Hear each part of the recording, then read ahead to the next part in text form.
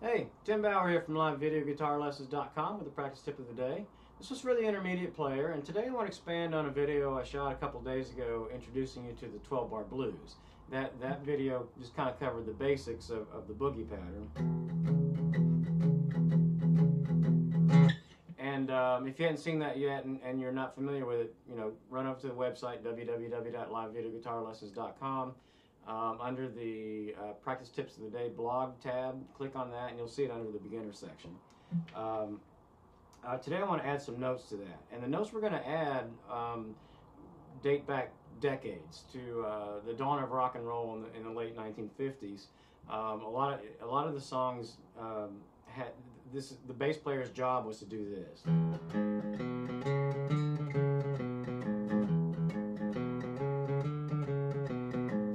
We can add that pattern to our blues structure and end up with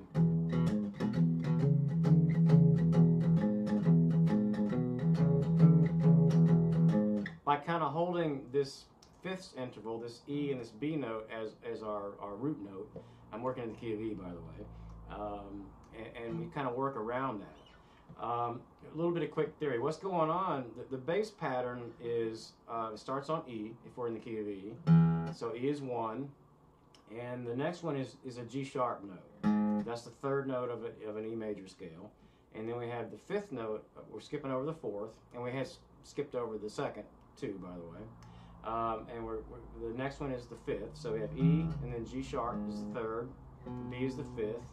The sixth is C sharp, and the flatted seventh, which makes it an E7 chord or E7 scale, is the D note. And we kind of throw those in around our holding this fifth interval down as our main chord, and we just leave this finger down the whole time. So the first part of the pattern is just the E and the B note.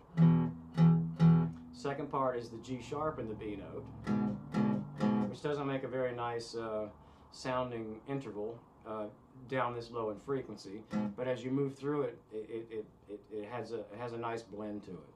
And then the next one is actually the same one as the first one, except the listener, because our B note is where we're going next, but we're back to hitting the open E and the B note, but the listener will hear the B note because that's the next one in the progression. That's just kind of how the brain works.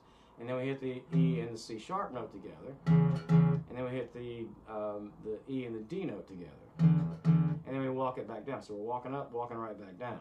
So you kind of put that in your chord progression, and you end up with that.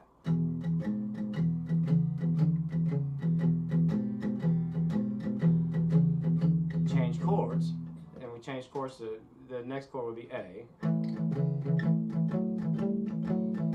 back to E.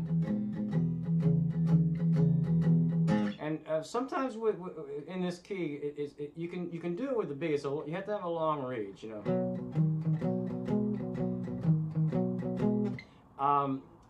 And usually people mess around with the B a little bit, so that you might just kind of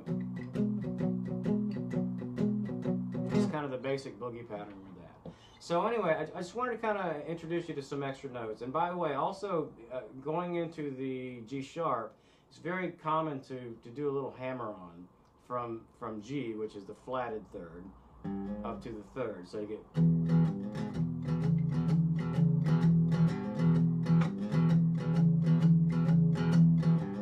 So kind of using those notes, you can kind of mess around and really get you don't have to stick to any particular pattern. Just I want to give you that as a palette from which to choose notes. So you can kind of just put stuff together, kind of at random, and it's kind of fun to play because you get a little bit of a creative outlet,